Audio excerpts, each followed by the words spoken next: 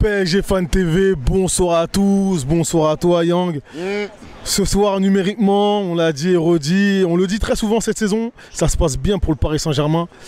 Franchement, un match, si tu étais un neutre, je pense que tout neutre a passé une très bonne soirée de football ce soir avec une équipe adverse qui mène à un moment donné, une équipe qui reçoit, qui a mené, oui, en premier. Et puis le Paris Saint-Germain, à la fin, gagne. Ouais, le Paris Saint-Germain, si tu es neutre ce soir, ben, t'es content d'avoir vu une soirée avec beaucoup de rebondissements, une soirée avec l'équipe locale qui se fait mener. Mais moi, je vais revenir au Paris Saint-Germain. C'est vrai que j'étais pas là contre Angers. C'est toujours la même chose. Je sais pas ce que cette équipe travaille à l'entraînement. Je sais pas ce que ce coach prépare avant les matchs.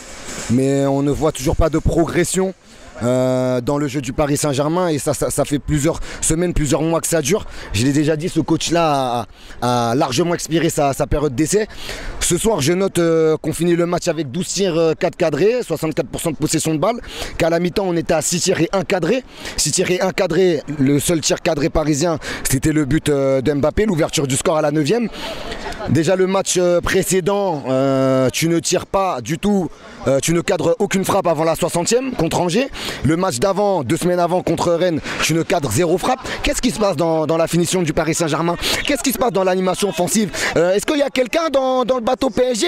Est-ce qu'il y a quelqu'un qui nous reçoit? Est-ce qu'il y a quelqu'un qui nous comprend? Est-ce qu'il y a quelqu'un qui a envie que cette équipe elle propose un bon football, elle propose quelque chose de cohérent? Ou il n'y a personne? Parce que s'il n'y a personne aux commandes de ce navire, qu'on nous le dise clairement. Parce que moi, ça commence sincèrement à me taper sur le système, parce que je suis en train d'assister à plusieurs mois. Cette mascarade, va falloir qu'à un moment donné, elle prenne fin.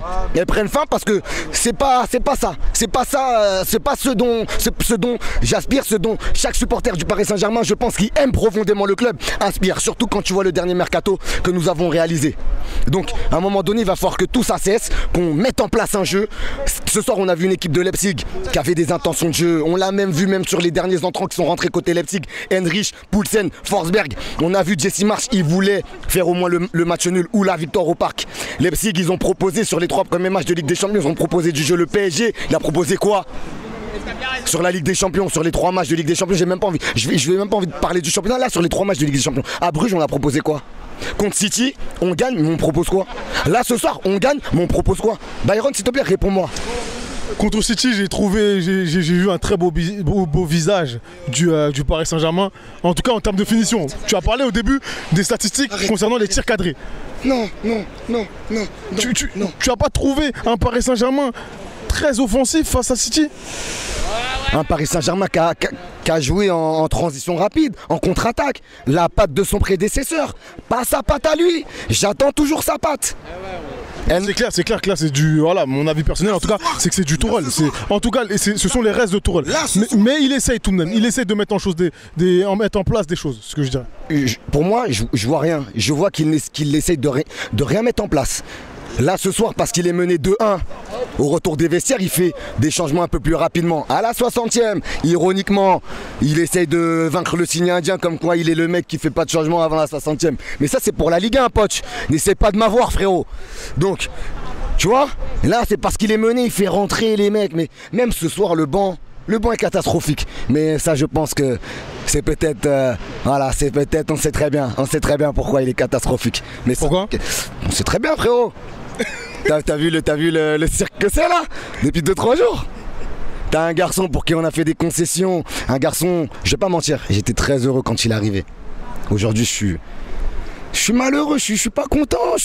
Ça fait 3 jours, limite, j'ai envie de l'encastrer dans un mur, Icardi. Il nous fait quoi? Le PSG, c'est tes footballeurs professionnels, c'est ton travail. T'as fait des bêtises conjugales, t'assumes. La meuf, elle t'a cramé, t'assumes. T'as pas à aller à Milan, surtout que ce soir-là, on sait que t'as séché l'entraînement du matin. Le lendemain matin, veille de match, tu te présentes pas. Le PSG, comme des couillons, mon frère, vous l'incorporez dans le groupe. D'où un joueur qui a loupé 2 entraînements, vous vous incorporez dans le groupe. Arrêtez de baisser votre froc comme ça. Même si le mec il touche 1 million par mois, il nous chie dans les bottes. On a viré Cavani pour lui, on n'a pas signé Moïse pour lui. On n'a pas conservé cette saison Sarabia parce qu'on s'est dit il aura trop peu de minutes dans la rotation pour lui à nouveau. On a décidé de prêter Arnaud Kalimundo pour lui à nouveau. C'est comme ça qu'il nous remercie. Et après, ce matin, ah mais vous comprenez, je suis un peu affecté, Vanda elle m'a quitté. Tu joues à quoi frérot? Va faire ça au Bayern, amende directe, conseil de discipline direct même ça se trouve. C'est quoi ce bordel? Icardi, wesh, tu nous fais quoi frérot? T'es indigne du club. Moi pour moi ce qu'il a fait, c'est limite, c'est comme s'il avait jeté son maillot sur la pelouse du parc. C'est comme s'il nous manque de respect. Je vais te dire honnêtement, il nous manque de respect. Et le club, remettez-vous en cause. Vous n'avez pas à avoir ce comportement vis-à-vis d'un joueur qui sèche deux entraînements. Ça se trouve, il y avait peut-être un entraînement ce matin avant le match, au camp des loges. Vous n'avez pas à faire ça. C'est un manque de respect. Bernat, Rafinha ne sont pas dans la liste. Rico n'est pas dans la liste. Il y a des garçons qui ont montré, qui ont mouillé le maillot sur les dernières saisons pour le PSG, qui ne sont pas dans la liste cette saison pour la LDC. Et toi, tu te permets, Mauro, de nous faire des trucs pareils. C'est une honte.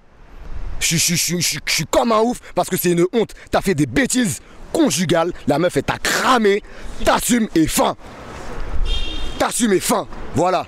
Donc voilà, dimanche, il y a Marseille. Attention, parce que là, t'as vu comment on joue là en ce moment. Voilà, Bilal, j'ai peur pour notre équipe. Je vais te dire sincèrement. Marseille avec Sampaoli, ils ont un plan de jeu, ils ont un schéma de jeu bien défini. En plus, on va être chez eux. Tu sais comment, quand on est chez eux, comment on est accueilli, machin.